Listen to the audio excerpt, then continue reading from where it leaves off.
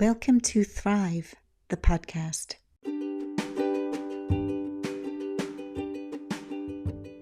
My guest today is Judy Van Niekerk, creator of miracles and guide to leaders, helping them live their most iconic life and their fullest expression. Judy didn't start out this way, and in this episode, she's sharing with us her experience of being enslaved from a very early age and her escape and what it was that led her to creating the life of her dreams and helping her clients to create a prosperous and joyful life for themselves.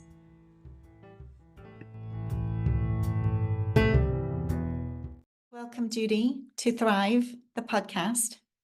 I noticed that you were speaking to a number of factors about the real quality and aspects of life that are often overlooked and ignored or feared.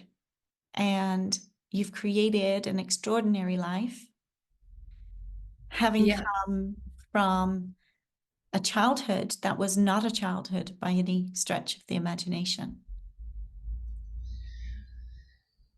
So maybe in your own words, you can share with listeners, what your world was and what it has become. So I'll start off by saying that in my model of the world, we are anatomically designed to connect to, communicate with, and create from infinite realms or infinite being, our higher self, the highest energies in the highest frequencies. So when you think about that, we are anatomically designed. That's our body. Our body is designed to do that. Now, I experienced that and I saw that and I've seen this truth of that, and my life is evidence of that. Having come from an environment where I was, to put it succinctly, locked up from a very young age as a toddler till I escaped in my early 20s and tortured and abused and used as a slave and all that.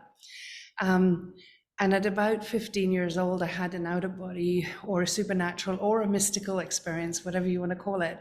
And it came at a point when I was at my lowest point. I remember walking into the bathroom at 7 a.m. after the most horrendously abusive, torturous 12 hours throughout the night. And I was literally only living because my heart beat. I literally was, I felt like a piece of meat, and I literally would beg for my heart to stop beating at night. So I was just flat. And I walked into the bathroom and I walked out to the hand basin, looked in the mirror, and I noticed that I looked beyond the bruises on my face, the dried blood on my face, and the torn pale blue nightgown, and looked into the mirror and found myself looking into my eyes and almost like reaching into my eyes, my arm reaching down into my solar plexus, and I grabbed something. I'll never, ever forget that moment, grabbing something. And for years, I called it my something. I was clueless. I was not educated. I was isolated from society. I hardly knew it. I knew nothing, right? And I grabbed something, which I now know to be my core, my soul, my infinite being, my truth. And in that moment, I was like taken out of my body, and I was sort of outside. And I remember just floating outside. It was a cold November morning in Ireland, in Dublin, Ireland. It was wet and rainy and grey, but yet I was very warm and very comfortable. But I just remember this extraordinary sensation of oneness. I became aware of one with birds that were flying, and one with the trees, one with the rain on the window, one with the grass being cut. I could smell grass being cut in the distance. Just this really extraordinary sense of oneness with everything, merging into just that same oneness. And then I felt this most extraordinary sensation, which I had no idea what it was, but it felt so, and there, to be honest with you, there are no words that can articulate the power of this experience, but it was like being wrapped in thousands of layers of cotton wool. It was just the most exquisite feeling. And I remember now I know it was the sensation of unconditional love. I'd never felt love. So it was this unconditional love. And I remember looking up, and I looked up and I saw myself, my body, physical body, standing in front of the mirror. And in that moment, as I saw myself, this love just went to my physical body. And it was, it healed everything that I had ever been through, was going to, and was ever yet to go through. It was that instant healing, where collapsing time to the ever-present now. You know, just when I started to realize the truth about time, and how the illusion is that the illusion of time that we have in this society is so, it's a killer in so many ways, but that moment I got to see the truth about time, right, which is always the present moment. And in that moment of that healing, I got to see what the primordial field was, what the truth is of who we are, and how all of this means nothing. None of this means a thing. It's about the ultimate, the highest, most deliciously beautiful frequency of pureness, of love, of truth. Right? Yeah. And in that moment, I could pick anything I wanted. There was everything. And I will always remember I planted 3 seeds in that moment. One was my life would be love, prosperity, and adventure. I didn't use the word prosperity at that time. I was clueless. I didn't even know that word existed. I used the word luxury, but I knew what I meant. I knew what I felt. It wasn't just luxury for the sake of luxury, to have an Yves Saint Laurent handbag, for example. It was prosperity, is what that was the energy, what I was looking for. And I knew then that no matter what happened to me on the outside, nothing and no one could ever take this connection to my truth, my authentic truth, the truth of who I am. And that is nothing but joy and bliss and happiness and fun. That is my truth. And in me being that truth, I can achieve and do anything I choose without exception. I knew that. I came back into my body, and by the time I walked from the hand basin with the mirror to the door, I knew that I would escape. I knew without a shadow of a doubt. The when never occurred to me, because I had experienced the eternal moment of the eternal present moment now, not a matter of time and space. It's all now. So never did I think, well, when? I just knew. But I also knew something else, which is bizarre, considering the depth of that spiritual or enlightening experience I just had. I knew I would escape and I would get a job, and I knew it would be in merchant banking, stockbroking, oil and gas, or shipping. I had no clue what that meant. Nada. I was not educated. I could barely read or write. I was 15. I had no idea what all that is just what came through. I knew it. And I knew then that, okay, well, that's like, well, maybe I should sort of start getting some awareness on whatever these things are. And I started studying economics, money, finance, business. And I managed to get books around it. And I started studying everything I could. I started researching the origins of economics and money and all of that sort of stuff. And because here's the thing, when you know that we have access to all information that ever has been, ever is, and ever will be, you know, you just tap into that energy, you tap into that knowledge, you know what it is you want to find out, you ask the question and receive the answer. We all do it. Now here's the catch. We are always connected to our higher self, infinite being, whatever you want to call it, the divine within. We're always connected. There's one situation when we're not, and that's when you're so badly taken out that you're deeply ingrained in severe criminality against humankind. That's when you're not, okay? But other than that, we're always connected to infinite being, infinite realms, divine within.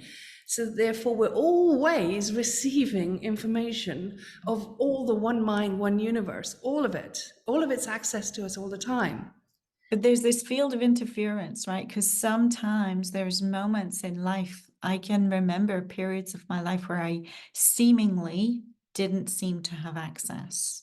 Yes, and that is what I call we're not always open to receiving it.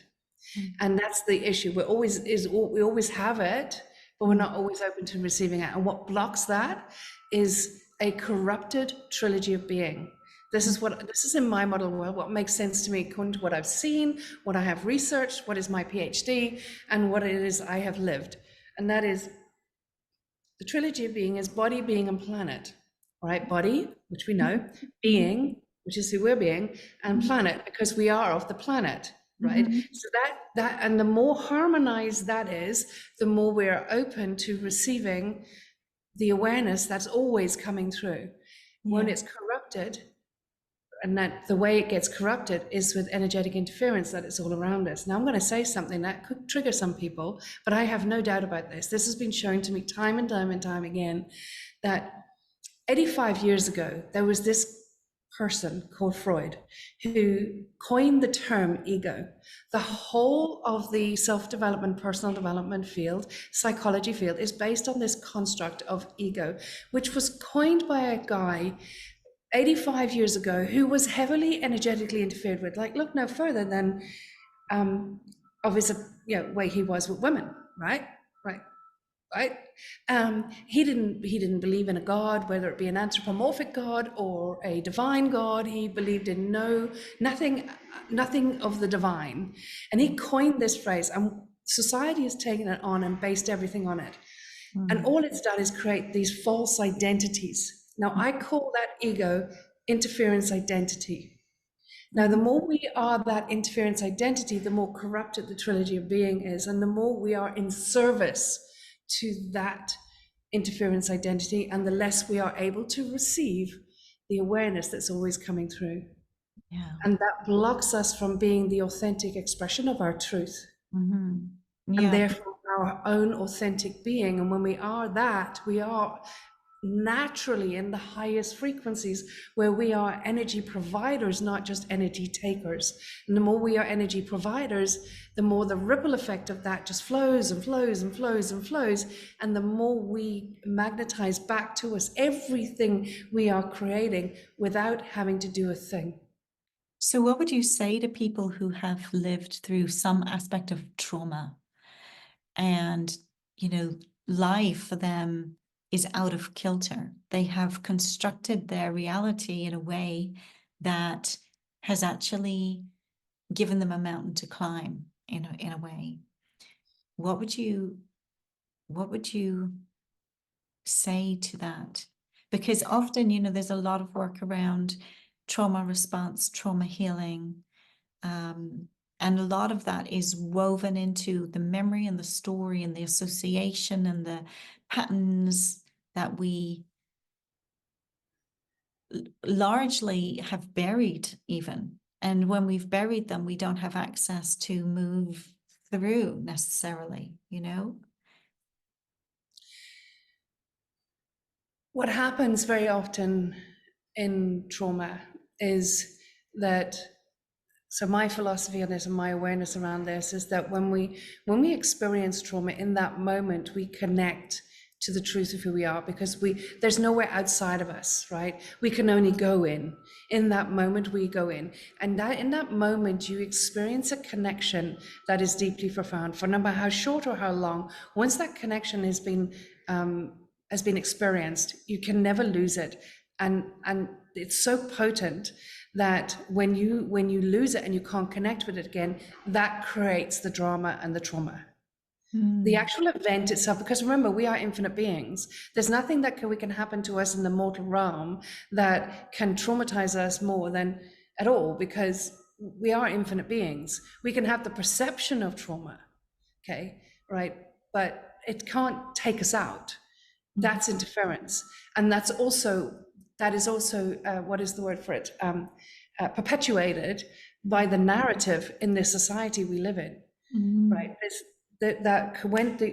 every single person I've ever spoken to, when they've experienced that trauma, there has been a pull into themselves so deep, and the depth of that inward connection and the depth of the connection to their infinite truth is, there's a light that you experience in that moment, that when you step away from it, it's the missing of that light that creates the trauma. But we are being perpetually told that it is the event that is creating the trauma. So we're trying to deal with the wrong thing. Instead of reconnecting to our truth, we're trying to run the story of the garbage that is the trauma, which is absolutely lies and illusion. And that is the real trauma, and it is all stemming from the whole construct of ego, which is nothing but energetic interference. It's interference identity. It's interesting because I know that some people, I mean, I can even reference my own experience growing up in a home where there wasn't total discord and total disconnection and, just conflict and emotional issues. And I was the youngest in that scenario, and you're watching it unfold around you, and the only place you can go is within. Yes. It's the only safe harbor you have, really, in that reality. And you have to wait until you grow up, and then you have your own agency and you leave. Yeah. And for me, that moment of leaving, I felt like I was free, except for the fact that I had carried certain behavioral patterns and so on and so forth with me. I took it along.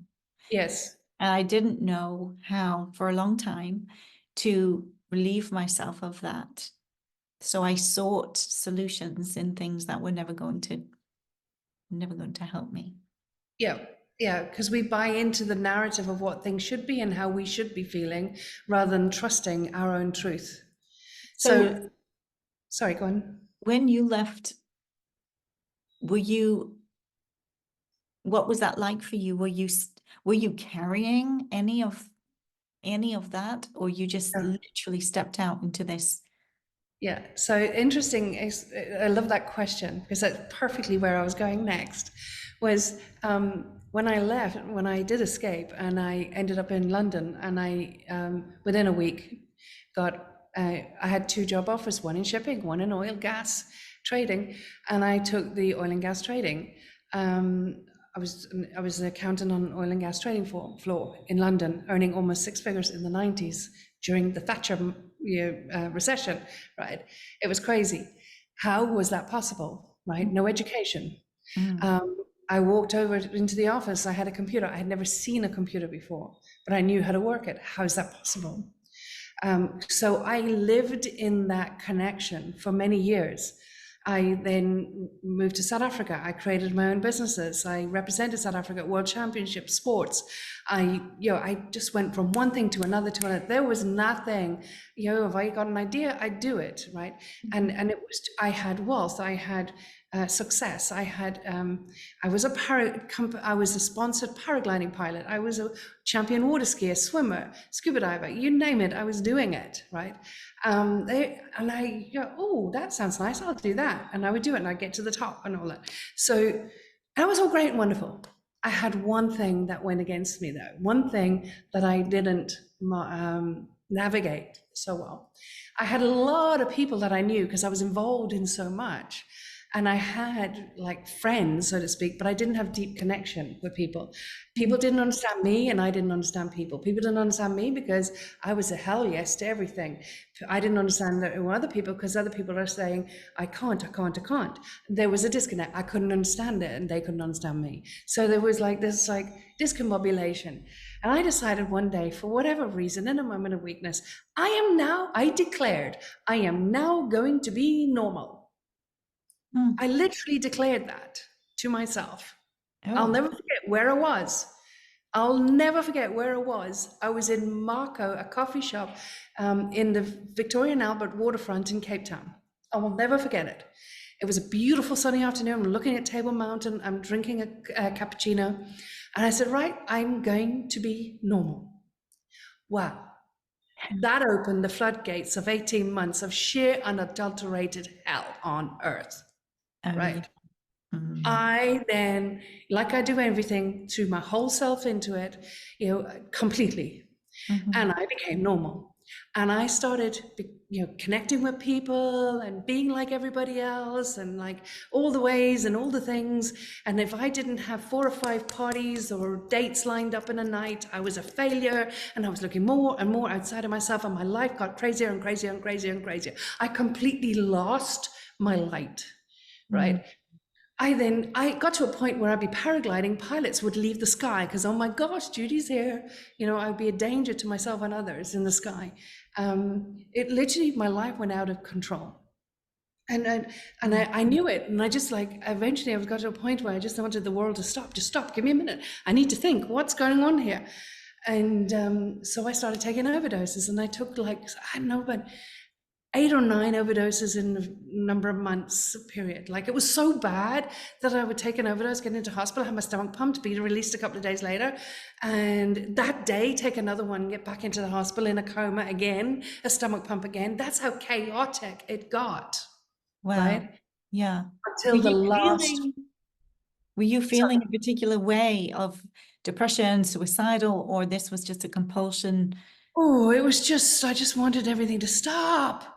It's just with the trauma, the hell, the not being good enough. I didn't know what that felt like. How do you live with this? How do Mm. you live with not feeling good enough? How do you feel with I can't do this? How do you feel with uh Yeah. not being As it able to was show up in your in truth? my work, I call that like the matrix of orientation, and it's like a matrix. It just traps you in and pushes you down. It's literally that. Oh, it was hell. All right. It was hell. No matter what, I couldn't, it got to a point in time where, I wasn't looking to die, but if I died, I died. I didn't care because I couldn't continue. But I just wanted the world to stop, give me a minute to think, right? And I remember on the last overdose, I remember taking the last overdose, and I remember looking at myself taking the drugs. It would always be the same cocktail of drugs.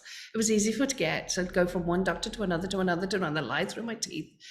It was always the same cocktail. And I remember taking them and looking at myself in the mirror as I'm taking them and thinking, you don't really need this one. And I thought, no, I've made up my mind, I'm doing it. Right. So I did it. And I remember waking up in the hospital a few days later. And as I woke up again in ICU and coma and covered in charcoal, again, I remember I had an epiphany. And it's akin to, I'd rather have the whole world against me than my own soul. It Mm. was it all became clear to me. And I remembered back to when I was locked up, tortured, used as a slave, and abused, and all that. I was in outer hell, but inner heaven, right? Mm. Nothing could take that from me. I Mm. had connection, I had my truth, I had wonderment, I had a love of life, even though my environment was hell. And yet all these years later, I had created a life that people thought was heaven, and I had it all. Inside I was in hell. So I decided, okay, enough of this, Yeah. found my way back to me. And then that was what started me on the journey to understanding more about human behavior. What is this all about? And what is it that I saw and experienced? And what is it that people are experiencing? And where's the gap? And how do we close that gap? And Yeah. that's what I've spent the last 25 years doing. Alongside running a couple of phenomenal companies. Oh, yes. Yeah. So Yeah. so how do people close that gap? Because this is the process. I myself have been on that journey, of really coming to understand the structural dynamics of human behavior, how that matrix of beliefs kind of gets us into this entrapment cycle, and then we don't have access to the full range of our true nature. And then it's a journey. It sounds, though, how you've described it, that it's less of a journey and more of well, I guess it's a choice.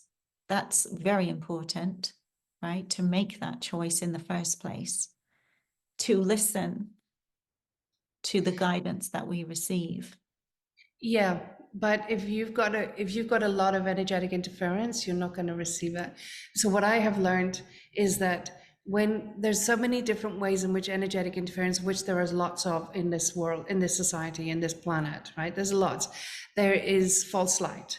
That's an energetic interference, which more and more people are getting trapped into. There's anthropomorphic deities. There's There's thought forms, there's conditioning, there's programming, there's genetic programming. What I've more recently started doing with my clients is clearing the genetic programming, which is causing an addiction to suffering, an unconscious addiction to suffering. And that programming started many thousands of years ago with the deification of suffering. And it has been ingrained in us, genetically amplified over the centuries, to the point now where we are living in a society who is genetically programmed with an addiction to suffering. What gets broadcast in the media is just deliberate interference to make us completely freak out. Yeah. And it feeds the unconscious addiction to suffering. That's why we gravitate to it all the time. Like, which would people rather watch? Drama, blood and sweat and tears and hell and brimfire and stone and all that stuff, or some peace and joy and calm? Guarantee you, it's the trigger. Yeah, absolutely. Because that in that calm and in that stillness and in that peace, the mind gets thinking that nothing is happening. And that is interference. That's energetic interference. Because when we are connected and receiving awareness from our infinite truth and receiving it, there is bliss and joy no matter what the environment is. You're in that state of homeostasis, of calmness and serenity, grace, with obviously like ebbs and flows of joy, bliss, fun, all of that. Then there's obviously a bit of sadness that comes in every now and then. It's appropriate. If your dog dies, you're going to be sad, right? But it's the energetic interference that makes us feel fear, uncertainty, jealousy, anger, rage, not good enough, all of those things. That's just energetic interference. That's not authentically ours. Infinite being would never feel that. So who says it? It's not ours. It's not authentically ours. So what my work is, I'm showing people how that is keeping them limited, and showing them how to clear it, right? So the point is, what happens is, when we get the first place that gets taken out is our by energetic interference is our magnetic energy field, and that's what blocks our ability to be in the energy, the high frequency energy of love, compassion, joy, gratitude, appreciation, the higher frequencies, truth, our truth. When the magnetic energy field gets suppressed, and this has actually been scientifically proven, and I'm actually working with a neuroscience lab at the moment they are able to see how, when I'm clearing people of energetic interference, how it is actually rewiring their brain, and it's rewiring the neurons in the brain. It's breaking those connections that is the connection to suffering, and those neurons are finding their way to their authentic truth, because as I'm clearing people, they are clear of all energetic interference in that moment. I clear the interference, it breaks the neuro connections, the synaptic connections to suffering, and they find their way naturally to their authentic truth. And when they connect, now you get to be autonomous, sovereign in your body, powerful and empowered in your body, and know and trust in the unknown. And that's when we get to create magic and miracles. That's when we get to create, that's where we get to be in the expansive energy of what I call dynamic creation. And that's where you're an energy provider, and how we amplifyingly bring opportunities and possibilities to us without us doing anything. Like I did. Tell us more about that. Everything I've created has come from that. And every time I'm listening to what society calls ego, that I call interference identity. Every time I put energy or attention to that, I am sad. I feel like a failure. The truth is, I'm not. Infinite being, every single one of us is an infinite being, every single one of us. And there's no one no one so special to think that they do not have it. We all are the same. We all come from different dimensions. That's fine. That's another story, another whole discussion. But we all come from the same. We all have the same capacity. But the extent to which your magnetic energy field gets taken out will be the extent to which you feel trapped, limited, small, and You experience frustration, and all of that is a lie. It's not you, not yours, not authentically you. Infinite being is it all, is everything. We are everything we can be, everything we can be, anything we choose to be when we clear this stuff out.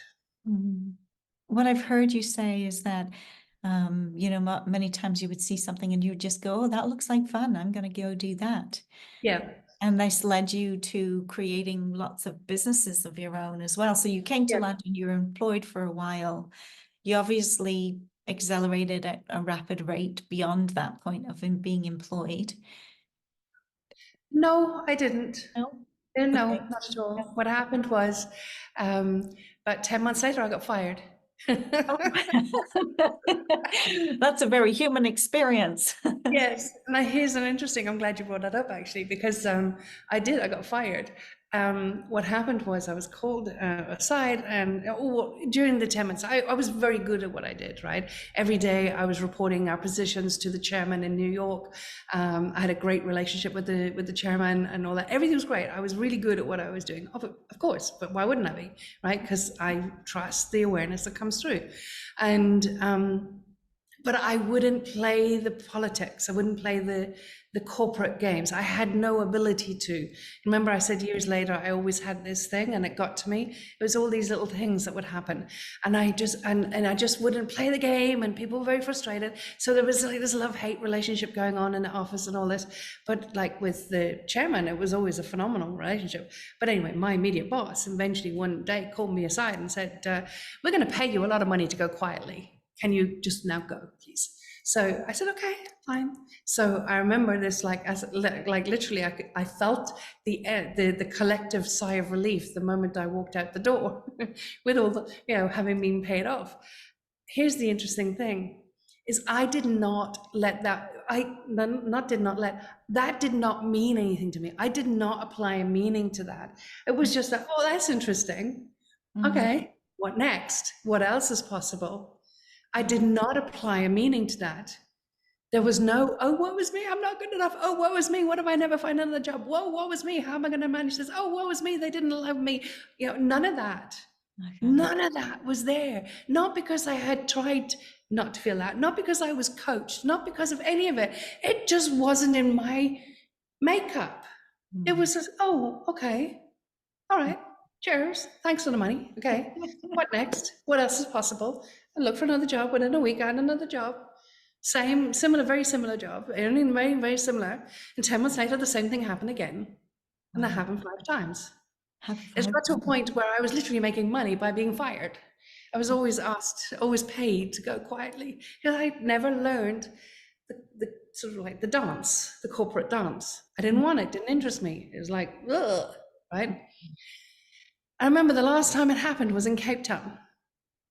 And I remember walking out of the office, and again with my payoff in my grubby mitts, and looking up at Table Mountain and the sun setting behind it. And I'm saying, really? Is this it? Is this going to be it? The story of my life, Groundhog Day. Yes. And then I just got a message that comes through, and it says, do your own thing. Okay. Not sure what that means. All right. But you trust. And the next thing, it's about not letting it go to your head, not trying to figure out in your head. Your head is not your friend. Your head, do not ever be in service to your head. Right? So when this awareness comes through, oh, okay, interesting. The next thing I found myself doing was I had a company called Dial a Teddy. Right, because I didn't have toys growing up, right? So I had this craving for soft toys, and on my bed I had by this time in my life I had about 100, and I thought, well, who wouldn't want a teddy bear, right? So I thought, if I love them, everyone loved them. So I had this company called Dial a Teddy, and it was before internet, and I hand drew posters, and before affiliates were a thing. I went to flower shops and liquor stores and chocolate sweet shops and all that. I partnered with them. I had my posters on their windows and all that. It was a thriving business. It was such fun. And I would deliver them on my motorbike. And it was amazing. I learned so much about human behavior in that business. And that was the start of my entrepreneurial journey. Okay. How old were you then? I was in my mid-20s by then. Right. Mhm. So at some point you opened your trading company, Tribe of Traders. And this is really interesting as well, because I guess the thing is, for a lot of people struggle with the money aspect of life, Yes. right? Yeah. Huge amounts of people, what happens is being caught up in the pursuit of the money and Hmm. doing things just for the money, For the money. pursuit of the money. And then you get the money and you feel numb and empty and you wonder why it was such a big deal. And you also overlook sometimes the planning of your money because all your drive was the focus of just being able to get the money in the first. Hmm. But this has never been your problem. No, no, no. Money to me has been so easy, always has been so easy because it's the effect of who I am. So money for me has been the simplest thing on the planet. I've made a million twice in my life on one phone call in two different occasions. So money for me is the easiest thing in the world. Money is see. Here's the thing: interference, energy, the interference and the corruption. Money is a very heavily corrupted construct. It's a very heavily interfered with construct, and there's a lot of illusions and lies around it. And society perpetuates that, perpetuates this, and encourages us to chase the money. And what are you having to sacrifice? What are you losing on the chase of it? When you get there, what have you got? Most people, that's why most people lose it. They get it and they lose it. That's the cycle for most people. But the truth of the fact is, money is the effect of who you are. And when you are more of your truth, when you are living in the highest frequencies of your own authentic truth, devoted, committed to your truth, to the point where you are, as I said before, an energy provider, that's when you start bringing opportunities to you without having to do anything. No work hard, no struggle, no wondering how to do the marketing, what content to create, how to write this post and what to write here and all that. All that is garbage. Mm. Mm. I always say this. I have a lot of clients come to me for one-to-one retreats in Mexico, and I always say that they could literally come and we have a luxurious experience. I could literally spend a few days with them talking about different biscuit flavors, and they will leave with as much of a shift as if I talk to them all about quantum physics and human behavior and interference and infinite being solidly for 3 or 4 days, because it's not what I do or who I do, it's who I am and what I do and how I do it. Mhm. It's the energetic ripple effect, because my number one language is my awareness. It's not the English I speak, it's not the words I say, it's Yeah. awareness and moving on that awareness. And when you move on awareness, you're in the unknown. And when you move on that awareness into the unknown, you activate the newest part of your brain, the telencephalon, which has got insight and foresight. And that is where intuition resides. You marry that intuition with awareness, you create magic and miracles at speeds that you cannot even begin to make up. But there's no logical sense. It Mm. makes no logical sense. And the body plays an important role, is what I've Yes. discovered in this, because the more open we can be in our energy, you see a lot of people are armored in their physicality and they do not feel, even on the subtle physical levels. And there is this distinction between feeling in terms of emotion, the emotions that we feel, and the subtlety of feeling that is felt in the body and the energy frequencies that we are able to receive and emanate as a result of how open or closed we are in our body. And our body being the receiver and the intelligence, whereas the brain being the intellect, if that makes sense. It's kind of how I describe it.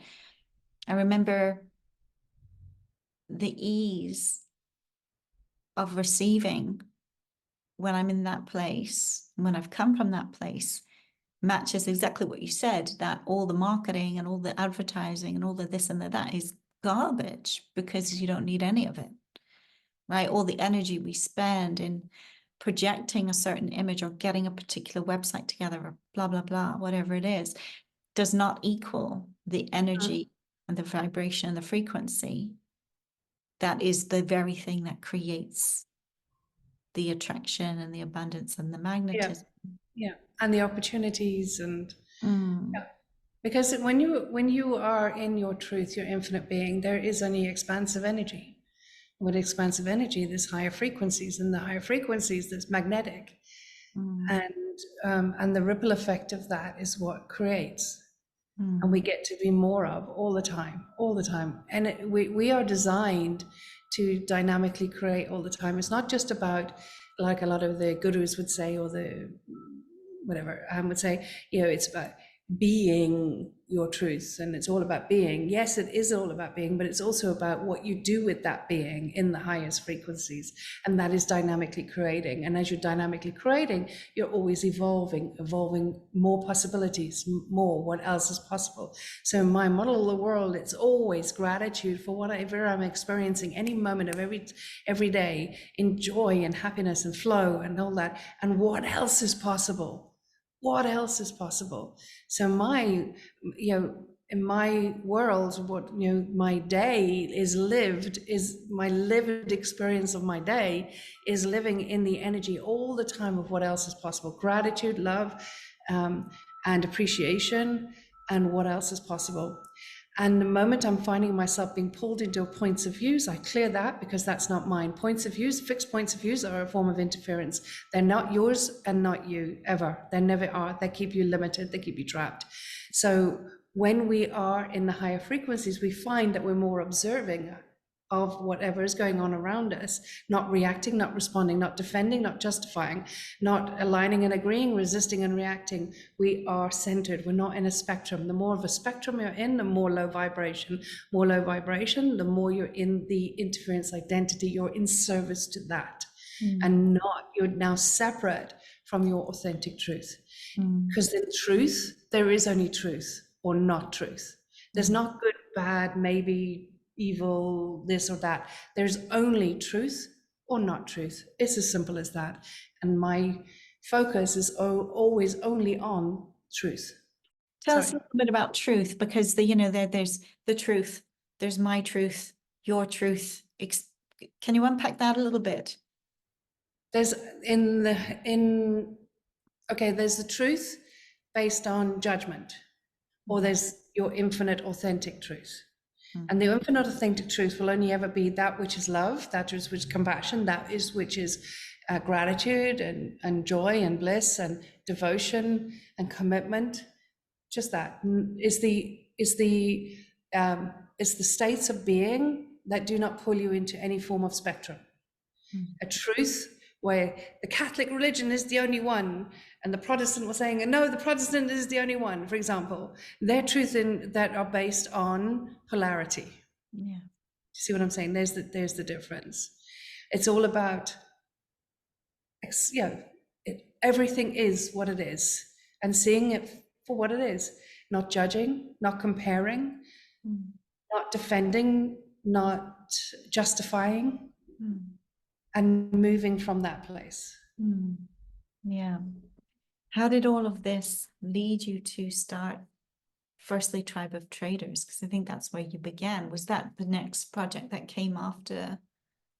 Oh, I did so many things. Like, I've changed the law in several countries around the protection of women and children. I've started a whole new wine region. As I became International Woman Winemaker of the World, I had an international property portfolio. I started the digital bra, revolutionizing bra technology.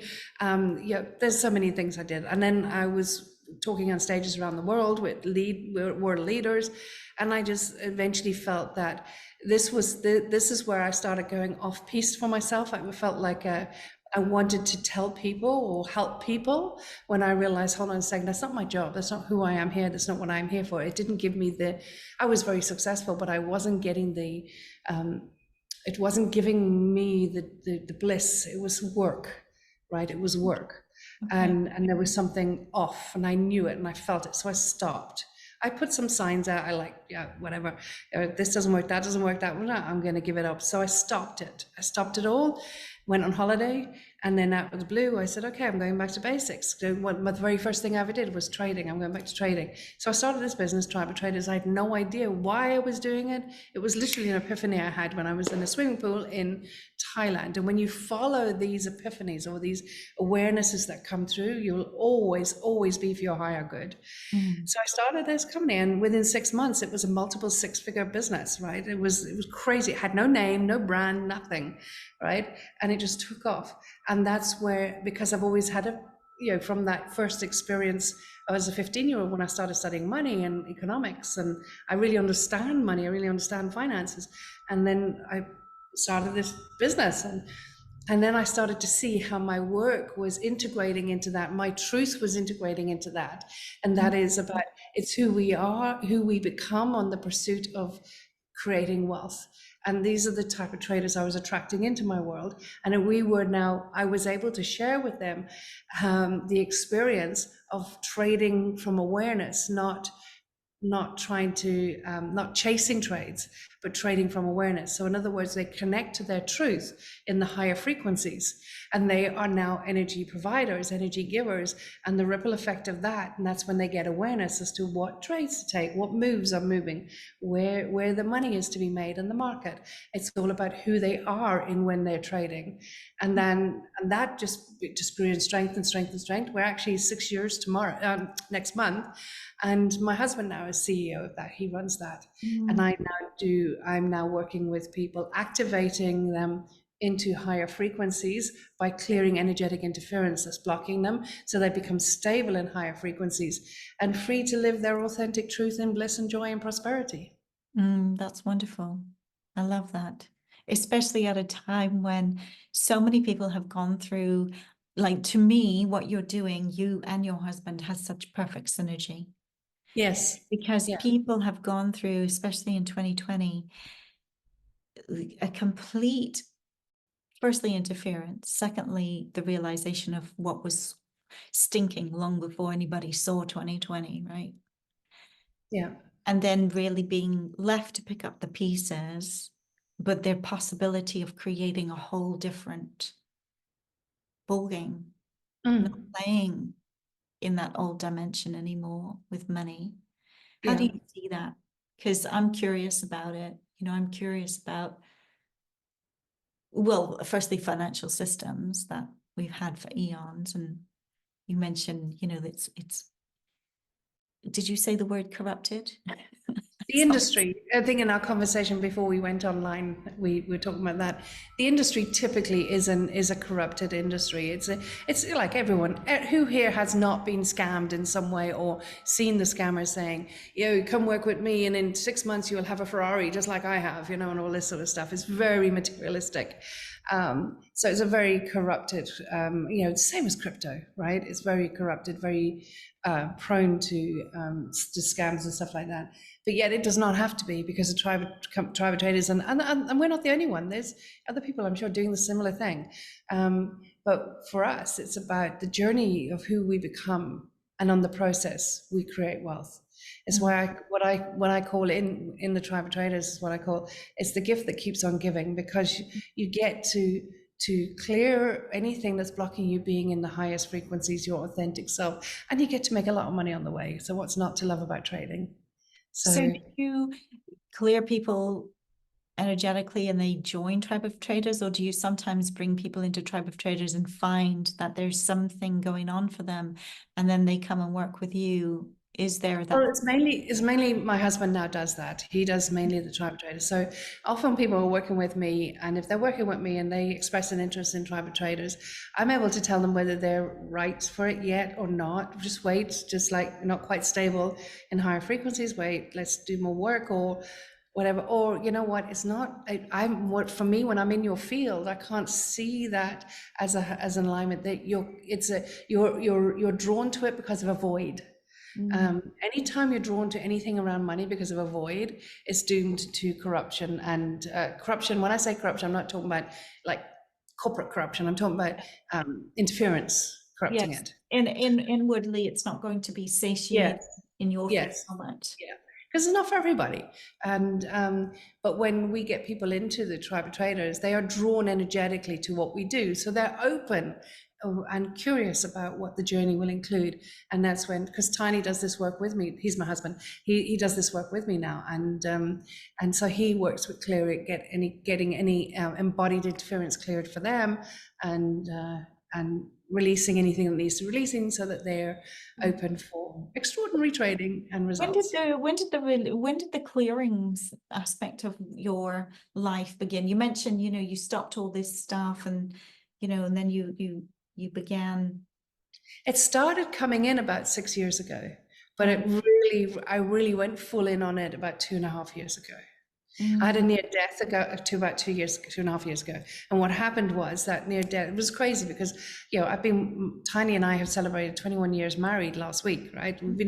He's my best friend. He's my lover. He's my best friend. He's my soulmate. He's everything, right?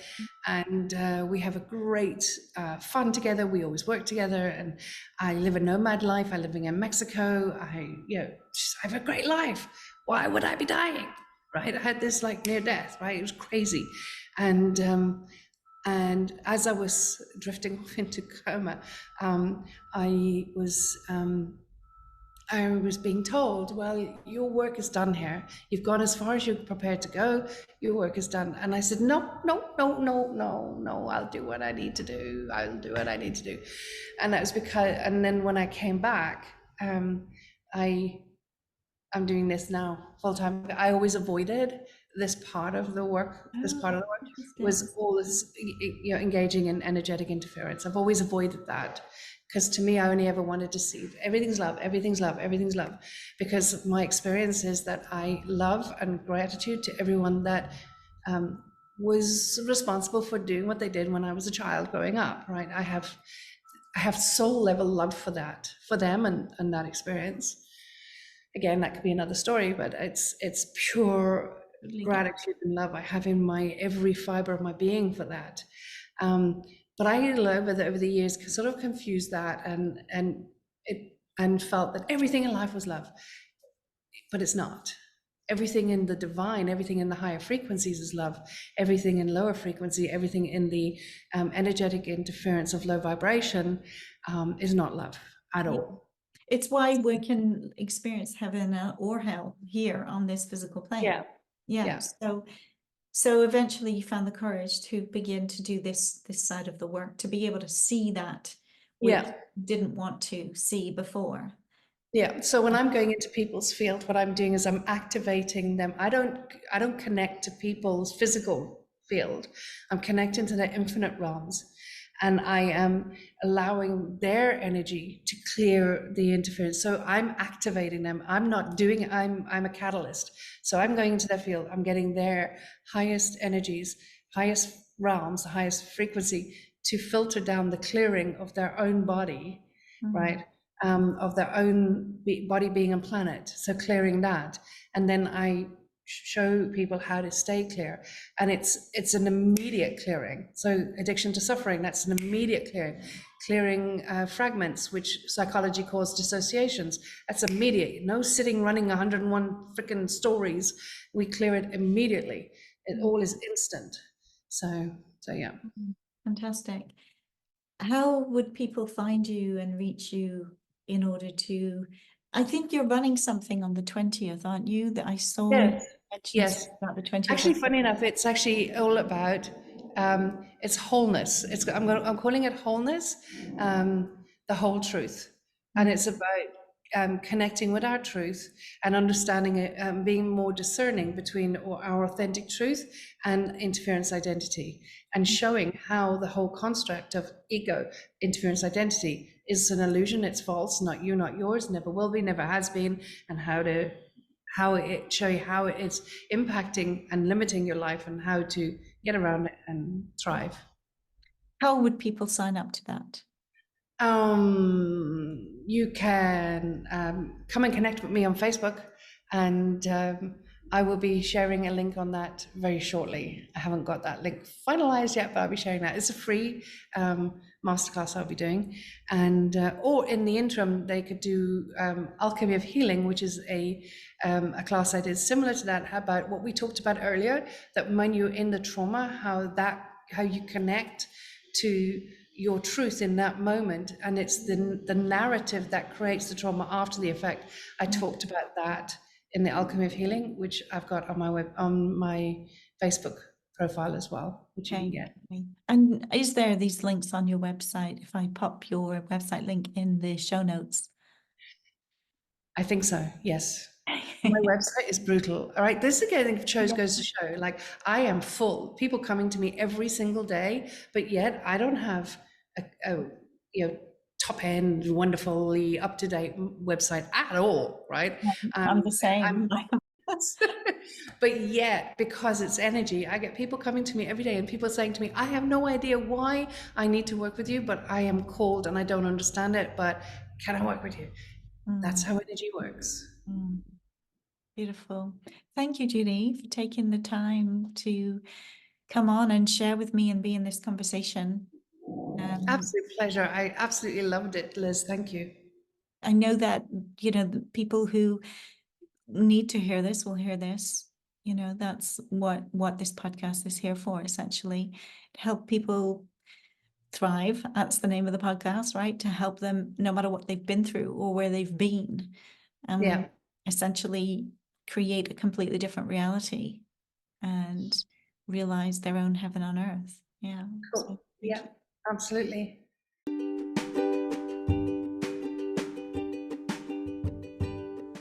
if you enjoyed this episode, please share it and subscribe to the podcast.